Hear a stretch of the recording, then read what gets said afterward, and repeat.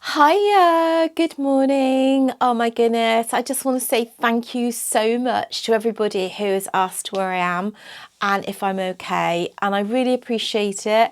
There's been a lot going on, and yeah, I have been working on and off. My shoulder has been absolutely terrible, and I don't think they really believe it's going to recover now, so I've just got to try and cope with it.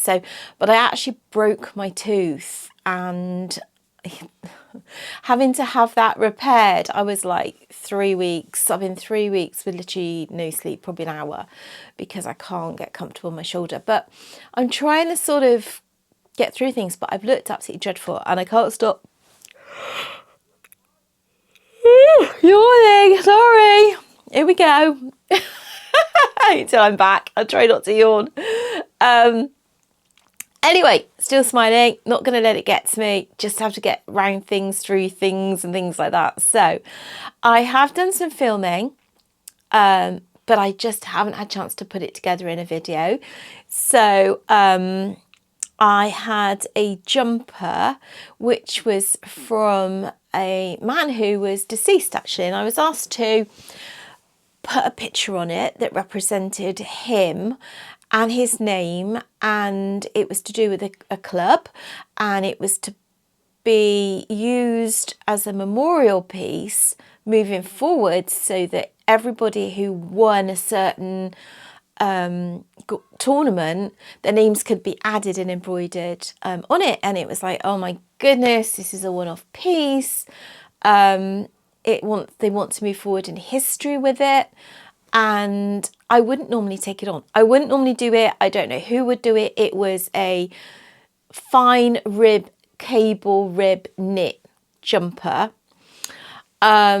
which meant that the compression of it with the stitches just would have made the push and pull so much worse.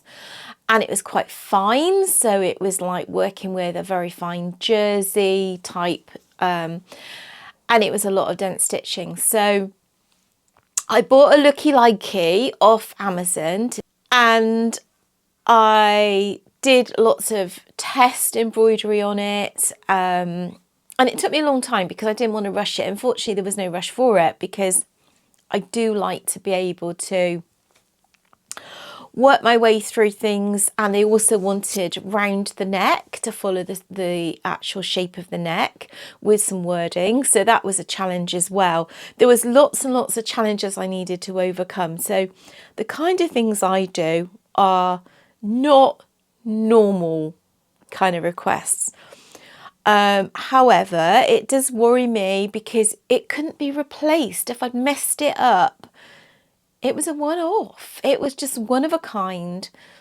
And yeah, the pressure to, and they said there's no pressure if you mess it up, you know, but there is for me.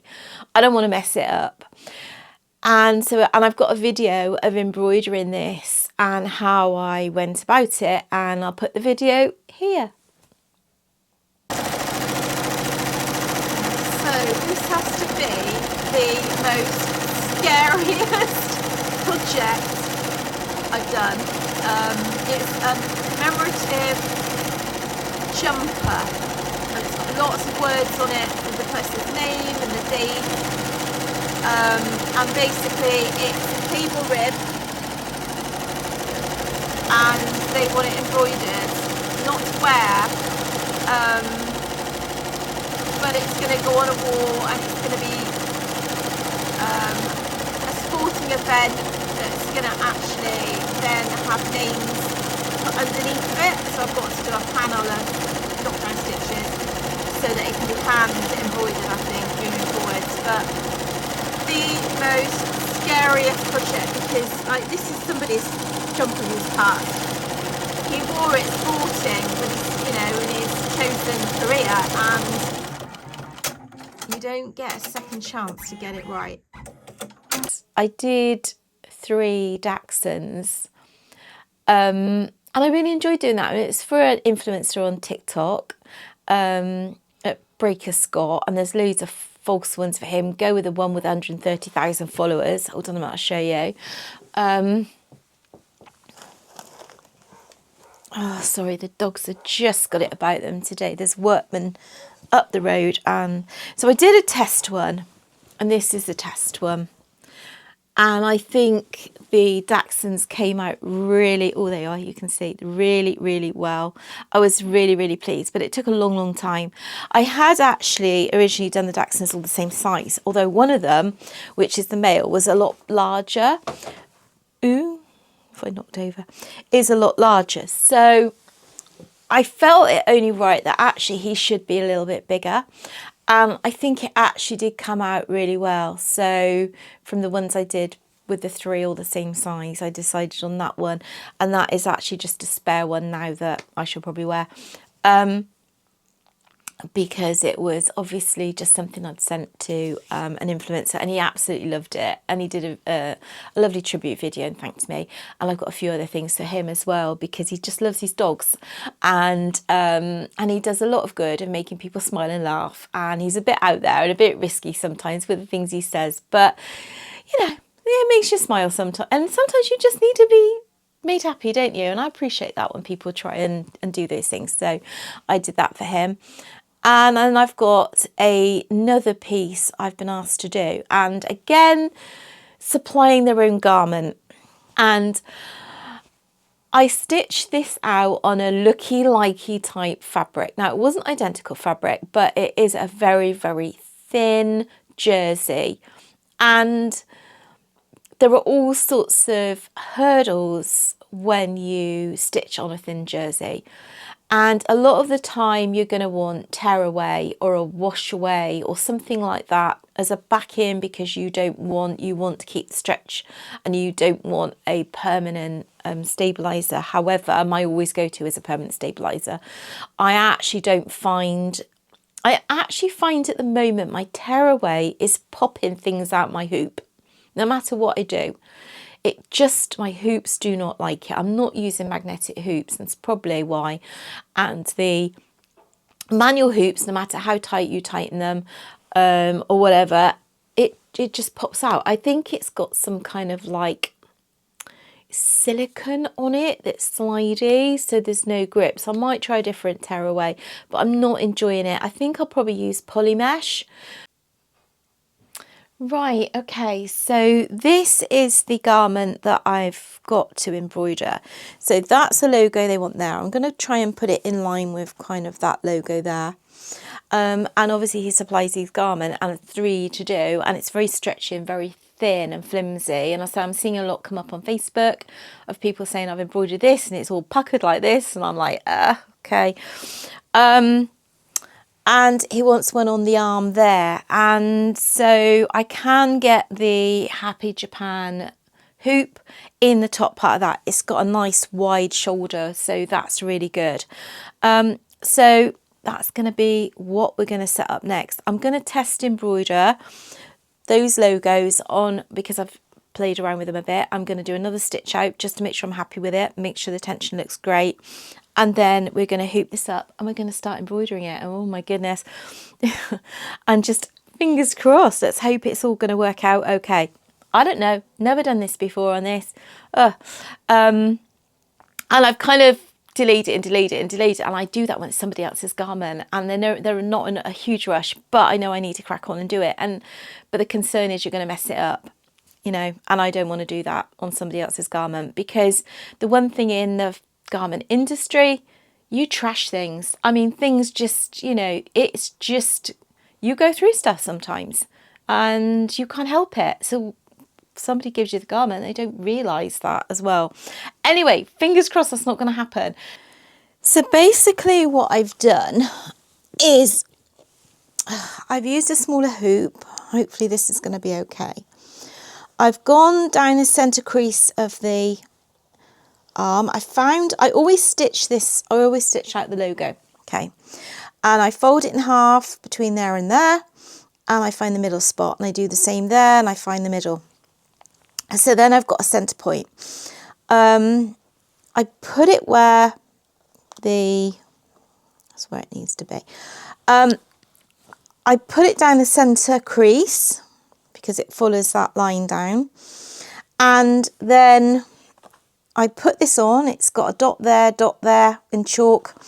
And sometimes people print it out on the computer and cut it out. So that's roughly, it's not too bad, to work out where to put it on the arm. Okay, so that's how I go about it. And then you know that's centre. And you've just got to make sure then that when you put it on the machine, it's actually then going to fit with the hoop. So I need to change the hoop size because I did actually have a larger hoop. So it's got 505 on it. It's not overstretched. Let's check the back in to make sure it has encompassed. It is the most fiddliest thing to achieve. So just to let you know. Do I ever want to do one of these again like this? Nah, not too many. So that feels nice and secure. Let's put it on the machine and see what our dimensions are on the machine. Let's turn this around a minute. And I don't want that. What's it doing? So you can see our machine. I'm going to try and get this on there like that. And we're in. Right, okay, let's change this hoop because it's on an 18. It needs to be a 16. I can't find my pokey tool, which is really annoying. Change. Oh, it's a 15, is it? Let me double check. A VR's a 16, that's why. That's an 18. Hold on. Ooh, where's the other one?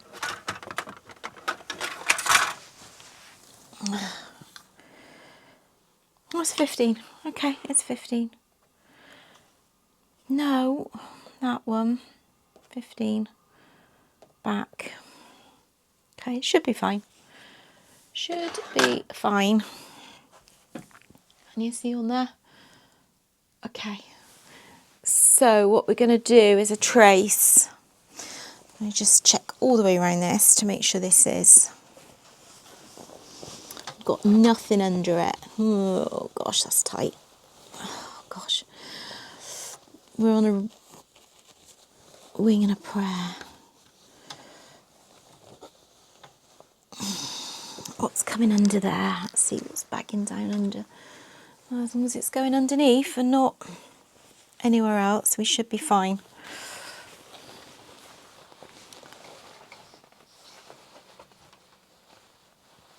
Yeah, it's definitely going down that way. And it's not got a huge amount of travel in it. So we'll do trace. Trace, start.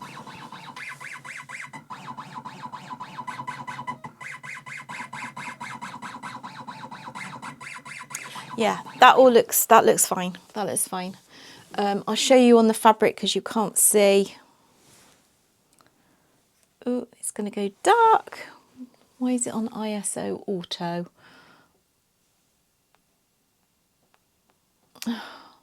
What did I touch on the camera? Ah! Hold on. Okay, I had to just turn it off and reset it because...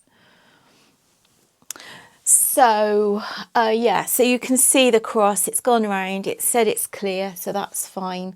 So we'll just go back to, no, oh, I wish I could find my pokey tool. How do I get out of that? Escape, home. Okay, so we just have to go and just see what happens. Worst case scenario, I'm going to have to buy him a new top.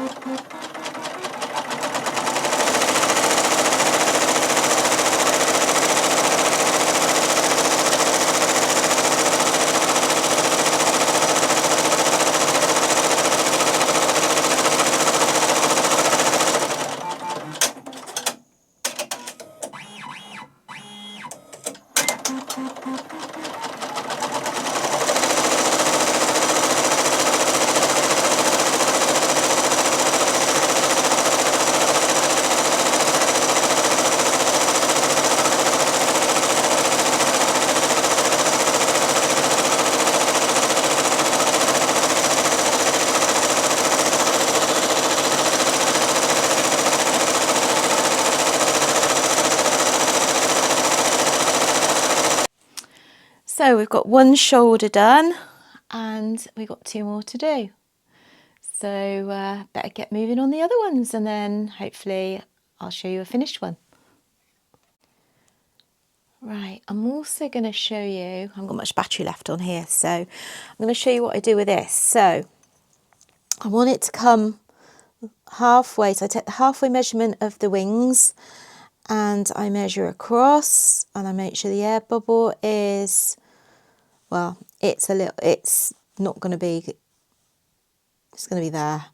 So if I move that up to roughly there, go across here, the centre line of the N is here on 26, and I photograph it. I just photograph it so I've got a future reference of if he comes back and wants some more done, I know exactly where I've placed everything. And yeah, so that's how I do it to get it the same every single time, because this isn't one of my garments and I need to have a reference. So just for information purposes, it might be useful to yourself. I measure halfway, I've got a black line down the N. I measure so I can get roughly the same line of the logo across the other side, so it's not in a different position. And that's how I do it on this garment anyway. Anyway, catch you in a bit. Right, so everything's done.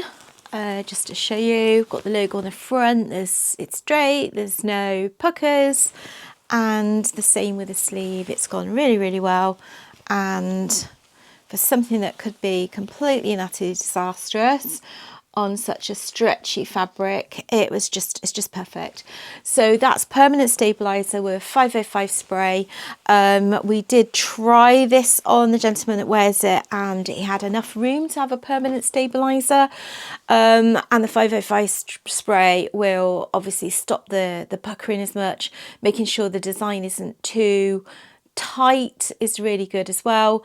And also so the stitches need to be a little bit looser, and what else was I going to say, not stretching when you put in the hoop. And I actually used a topper as well. You don't need to, but I just like that for a finishing touch. So the scrappage, when you run your own business and you do embroidery, scrappage is a big thing. So when you use somebody else's garment, attention to detail, a lot of preparation before, because you don't want to scrap their garment. And always make sure they sign something to say that, you know, they're not going to sue you or something if you ruin a garment of theirs, especially if it's got sentimental value and, you know, it's of something that really can't be replaced that easily. But yeah, so that's it for today. I'm going to do a video on scrappage because I think everyone needs to really understand the pricing structures when they have an embroidery business. Hang on. Let me put you back so you can see me a little bit. Lift the camera up. Hold on a second. Okay. Hi, I'm here.